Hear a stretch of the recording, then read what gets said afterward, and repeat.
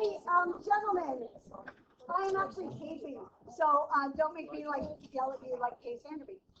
Again, you go back and sometimes I will post old videos because I'll forget to tape, and it's always me yelling. I love Jace. I had him for 2 years, and but I was always like, Jace, hi, Jace. So it's on the video, like for all time. So the first thing I want you to write down is the weirdo ones. The reason I'm making you write it down is because these are the three linear equations that are weird, that we always mess up on, right? We mess up on these three situations, right? We mess up on this guy, on this guy, and on this guy. Now, the last two don't have to have the number 3, but they'll just say y equals a number and x equals a number. And this is where, I swear to God, my goal, as always, is to not grade crappy tests. And I am going to catch a bunch of you on these, and I don't want to. So I'm going to make a deal about it. These 3 lines look like they're all very similar, right? They have, like, you know, it seems like they're missing stuff, right? So we're going to start with this first one right here. We're going to start with y equals x. And y equals x, I need you to write down this, is regular but boring. And let me tell you what I mean by that. And I want you to write the word slanty. Would you find that word in a math textbook? Absolutely. I'm lying, I made that word up. It's a regular slanty line. It's not flat, it's not horizontal, it's not vertical, it's a regular old slanty line. It's just a super boring slanty line. Let me show you. Here's the key. It has an X and a Y. You might want to write that down. It's got an X and a Y. And watch what? Man, everyone forgets how to graph this guy. But watch, if I put a 1 here and a +0 here, that's like, oh, wait a second. I do know how to graph that. It's super, super easy. It's just super boring. But man, I put that on a test, and kids are always like, I don't know how to graph that. It's like, you do know how to graph it. He's just boring. You're going to start at 0, and you're going to go up 1 over 1, up 1 over 1. It's just a 45-degree line. And if it looked like this, y equals -x, it's just boring, slanted the other way. But it's a slanty old line, it's boring. How do I know? It's got 2 letters. It's got an X and it's got a Y. And if it's got an X and a Y, it's a slanty line. It's got a slope, it's got a starting place. This case, the slope is boring, it's 1. It's got a starting place, it's just boring, it's 0. Are we cool with that? That's the first one.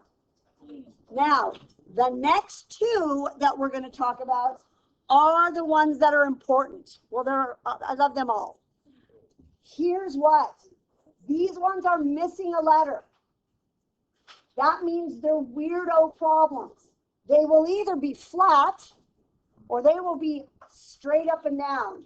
And by God, I love you all. About half the time, you get it right. Because you got 50-50 chance. Like, is it up and down? Is it side to side? And I feel like for many of you, you just make a guess. So here's what I'm going to tell you. I'm going to tell you the Mrs. Tarantino way to always remember how to do these, right? And what I call these heartbreak problems. How do I know that? Here's why. They're missing a letter. So put down that they're missing, like I put too many 6 on that K. I just added 6. That they're missing a letter. And if they're missing a letter, they're a heartbreak problem. Now, the problem is this. This is what we do. We remember them backwards. We say, oh, y equals 3. Well, the y line goes up and down, so this must go up and down, which sadly is exactly wrong, right? So rather than try to memorize it this way, this is what I do. Ready? I say, it says y equals 3.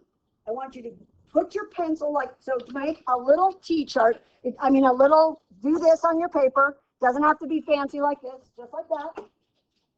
Here's what I want you to do. I want you to take your little pencil. I want you to go to the Y line. Right now, put your pencil on the Y line and go to where you want 3 to be. Wherever you want 3 to be on the Y line, right? So you're going to go to here. You're going to be like, that's where it is, Miss T. Here's 3. I want you to put a little heart there. Are you cool with that? The equation is telling you where to go. It says go to the y-axis, go to 3, put a little heart on it, and watch how you graph this. You break the heart, and you are done. You are done. Right? It kind of goes the opposite way than you think it should go. But how do I remember which way it goes? Literally, when I see this, Miss T, which way do I do it? I will say, let's do what it tells you to do. I'm going to make this one in purple, so it'll be beautiful. I'm going to go to the x-axis, right? I'm going to go to where 3 is going to be on my little graph. 1, 2, 3. I'm going to put a little heart there. Bless you. I'm going to break that heart. And guess what? You just dropped it, right? It is really important for me up here not to make mistakes, because then you mock me and feel like you're kind of an idiot. And I'm like, no. So honest to God, when I graph these in my head, am I like, ooh, heartbreak, put the little heart and break it? Yes, I do, because that's how I don't get them wrong, right? I need to not get these wrong. So hopefully that helps you, right? There's one more thing that goes with this. When we talk about the slope of a heartbreak problem. So when we did the slope of this guy, it was easy. It's just up 1 over 1, yay. But these guys are missing letters, right? He doesn't even have an X, right? And this guy doesn't even have a Y. He's missing letters. How do I know what the slope is? Again, here's how I do it. Because honest to God, I don't memorize it. I think of skiing, right? So there's only 2 choices on these weirdo ones. It's either 0 or undefined. So here's what I decide. I think to myself, can I ski on this? And the answer is yes. Is it boring? Sure. Cross-country skiing is boring, but it doesn't make you die, right? So can I ski on a flat line? Yes.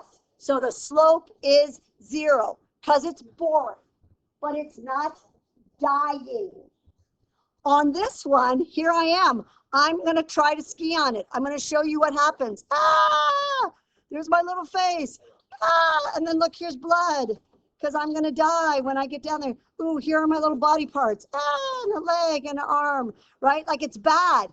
You cannot ski on something that's vertical. It's unskiable, so it is undefined. It is undefined. See what I did there?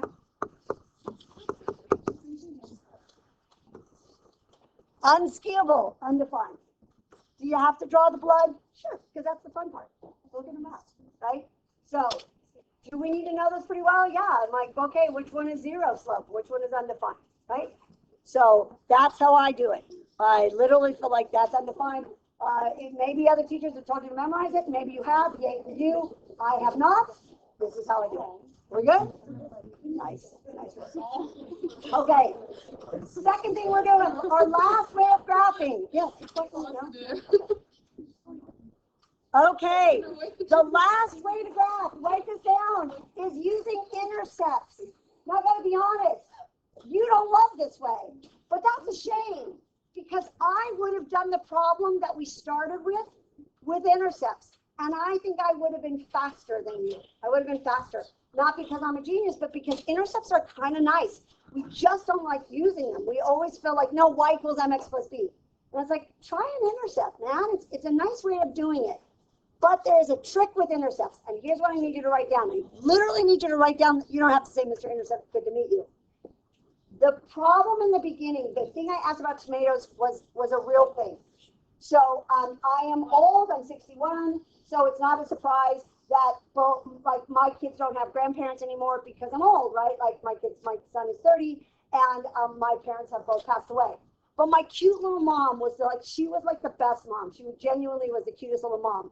And she always tried to be super thoughtful, except when it came to tomatoes. So here's what she did. I don't know why this happened, but she said sometime when I was young, like, Dana, that's my name, do you want tomatoes on your sandwich? And I said, no, I don't like tomatoes. And she didn't ever want to mess it up. So she did this. She went, Dana, tomatoes, Dana, tomatoes. But she didn't put the not in there. So literally, for the rest of my life, my mother would go out of her way to cut and put tomatoes on the freaking sandwich. And every time I'd be like, Mom, not tomatoes. She'd be like, okay, I'm going to remember. Dana, tomatoes. And I'm like, not, right? So here's what happens when we use intercepts. You guys, about half the time, are going to do the math right and get the number 0, 7 right, but put it in the wrong place. So here's what I need you to do right now. I need you to draw this next to the word at y-intercept. We are going to plug in a 0. But by God, I love you all so much. What you're going to want to do is think, oh, plug in a 0 into y. And that's exactly wrong. So what I want you to do with your pencil, I want you to totally make a dark line right there and put a number right there and put this right here, because y-intercept says that the y guy is the number. The x guy is the 0. Does that make sense? Our brain wants to do it opposite. You're thinking intercept y, 0, 0, y. No, the intercept is the number. So down here, here's what I want you to put with a big dark line. The x-intercept is the number. That guy is the 0, right? So your homework tonight is going to ask for an x and y intercept. Do not give me your random ass number. Give me an ordered pair, 0, comma something, or something, comma 0. I need you to practice that, right? So here we go. We are going to graph this problem right here using intercepts. Here's what's lovely about it. It's so easy, and you don't even need fancy graph. Just do a graph like this. So, oh, look, I'm only moving like, come here, dude. There he is. Just do that. So just write that on your paper. It's going to be so easy to do. Once we do it, you'll be like, oh my God, that really is faster. I'm like, I know, it's genius. So here we go. I'm going to start with the x-intercept, and then I'm going to do the y-intercept. So here's what I'm going to write. Here's the trick. Put that line here. Put a 0 there. What that means is go up to your problem and shove a 0 in for the y. Right? We love 0. Do you know why we love 0? He cancels stuff out. He makes it go away. We love that for him. So guess what? All this stuff goes away. So look how easy it is. I need to get x by itself. So I'm going to divide by 2. Divide by 2. It can't be any easier. Boom, oh. Boom. So go to your x line. Put a dot at 3. So easy. 1, 2, 3. Boom. We're going to do the same thing for the y-intercept. So easy. So remember what we do. Big line here. Big line. Right? And this is my 0. So what we're going to do for this guy is we're going to pop out the x and pop in a 0. I think this is faster than doing y equals mx plus b. So I'm going to put in a 0. Wipes this guy out. Look how easy it is. Divide by 3. Divide by -3. I'm going to get -2. I don't even need any other points. I'm not counting up and over. I'm just putting those 2 points there. I'm done. I'm done. It's that easy. We don't use this method. I don't know why. We always want to solve for y. But, you know, some people ask me today, they're like, we get y by itself. I'm like, well, you could, but I would have used intercepts because it's fast. It's fast. So I'd like you with your neighbors. Give this one a try. You can do it on your desk, you can do it on your notes, you can do it on your arms. I don't care. I'm going to give you a minute. I'm going to walk around and act like I'm doing something.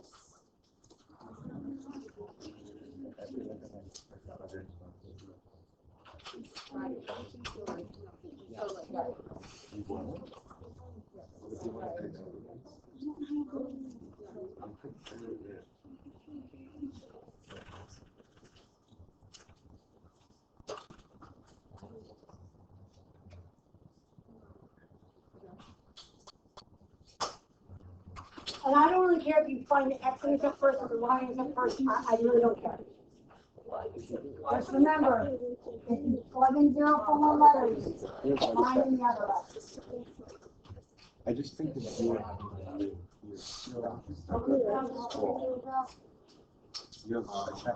plug in 0. I think that 9-0. And then plug in 0 for X, the Y intercept, and then you get Fire. Do this one. Y. I like the intercept.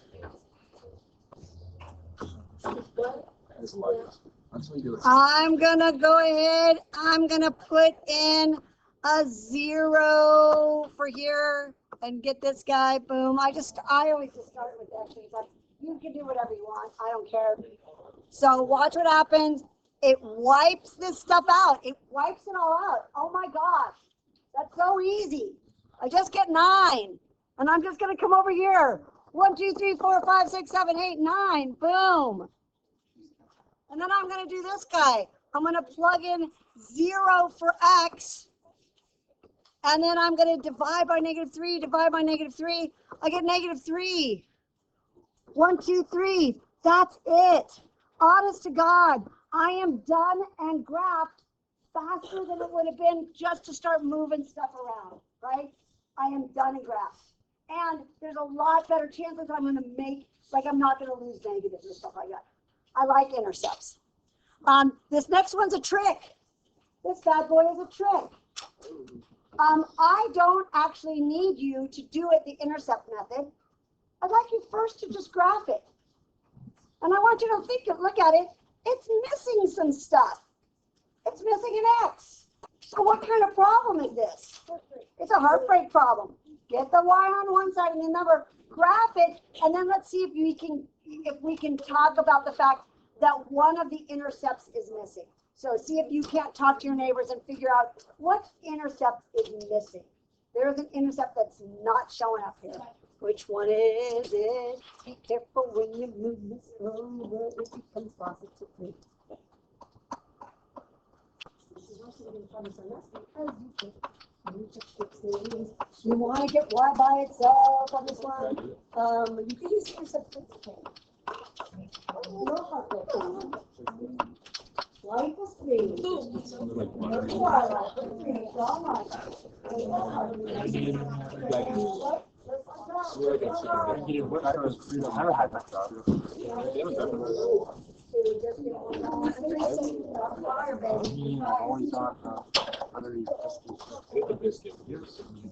So most of you got this. You put a 3 here and you broke that heart. Yay, I love that for you. So guess what? We don't have an x-intercept. It's not hitting the x line. Our y-intercept is 3, 0. Be careful on that one. I think I did that exactly wrong. See, I told you, 0, 3. I'm hitting at 3. Wow. Don't do what I just did. And that's on video. Yay for me. We got one last one of these, and then we have one other thing to learn, and we're done for the day. So, I'm going to be honest. This one's a bear to do y equals mx plus b. If you want to do it y equals mx plus b, live your life. But I'm going to show you how doing it with intercepts is actually a little faster. Are you ready? I'm going to do the x-intercept with you. Okay? So I'm going to start with the x-intercept. Here's what I'm plugging in. I'm putting a number here and 0 here. So watch what happens. I am going to wipe this stuff out. So what I'm going to have is 2 over 5x equals 1/2. Okay, I need someone who's brave who remembers how to get rid of that 2 over 5. What do I do? Do you remember? Tell me. That will totally work. Multiply both sides by 10. There's another way I could do it in one step. Does anyone remember the other way to do it? Yeah, the reciprocal would work as well, right? And I love the fact that what Alex just said to me, she said, flip it. So I don't use the math language, which is multiply by the reciprocal. I call it kick and flip. We're going to kick that 2 over 5 to the other side, and it's going to flip over. So we're going to flip him to the other side. 5 over 2. So watch what happens. I'm going to get x equals 5 over 4. And here's why I like using this. I can put that 5 over 4 kind of wherever I want. So if you had a graph paper, you just like go 1 and a little more. Or you just kind of do this. Look, 5 over 4. Yay, that's where I'm putting him. So can you do me a favor now with your table mates? Can you find the y-intercept for me? Do that flip and kick thing. Go ahead, give it a try. I swear to God, it's so much easier than using y equals mx plus b. Bless you.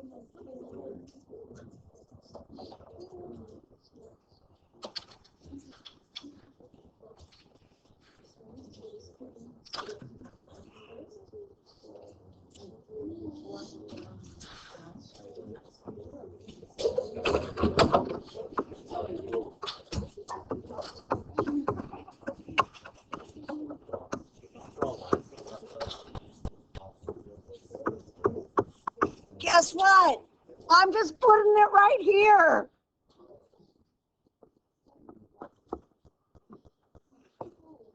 So much easier, right?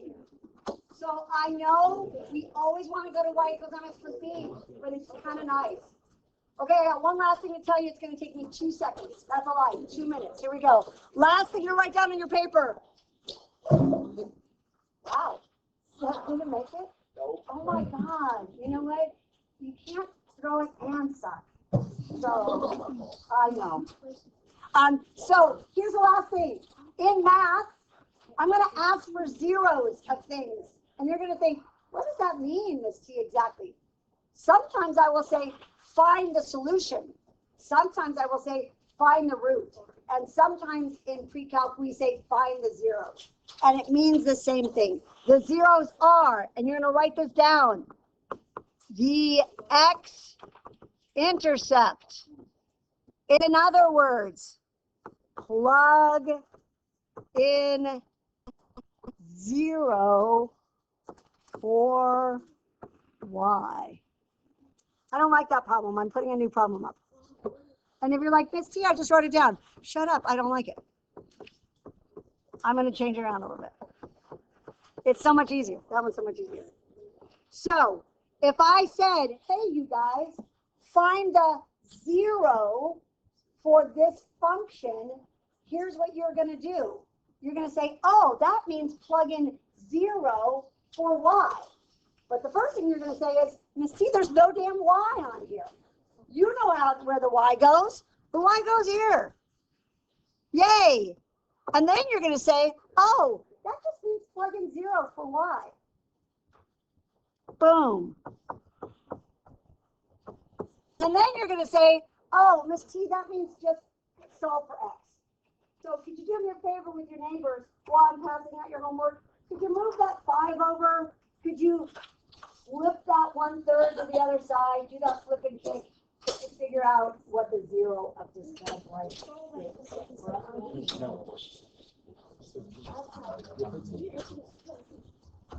Yeah. You don't even have to ask. If the pass is there, you just take it. If the pass is not there, that means someone's up.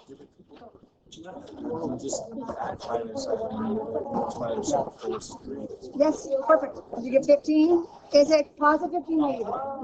Is it positive 15? Yeah, 15? Anyone need me to do it? Here's what I got. I'm going to move the 5 over. 5 equals 1/3 x.